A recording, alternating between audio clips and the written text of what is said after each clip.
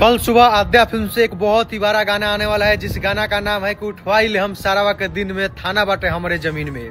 11 तारीख यानी बुधवार को सुबह 6:15 पे आप सभी की अपने कंपनी आद्या फिल्म से गाना आने वाला है।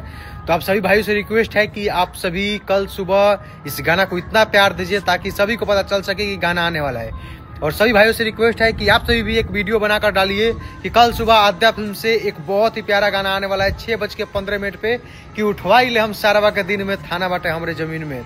आद्या फिल्म से लगातार 2 गाना आया और नए चैनल पे आप सभी इतना प्यार दिए, लगातार दोनों गाना हिट कर गया। जिस गाना का नाम था कि मारो के तोरा बांस गरी रे हमारे ने लाज जरी। गाना कहाँ कहाँ बज रहा है जरूर कमेंट करिए। और एक और गाना की जब ना रानी पे गुमान करता रे बेटा वो रानी पे राज करके छोड़ ले बानी, दोनों गाना ग्राउंड लेवल पे काफी बज रहा है। और हम लोग का तीसरा गाना आ रहा है कि उठवाई ले हम सारावा के दिन में, कि थाना बाटे हमारा जमीन में। रंगदार के गर्लफ्रेंड के छेड़वा तो ये हुई। और बहुत ही प्यारा गाना है और सभी भाई से रिक्वेस्ट है कि इस वीडियो को स्टोरी में लगा दीजिए ताकि सभी को पता चल सके कि कल सुबह गाना आने वाला है।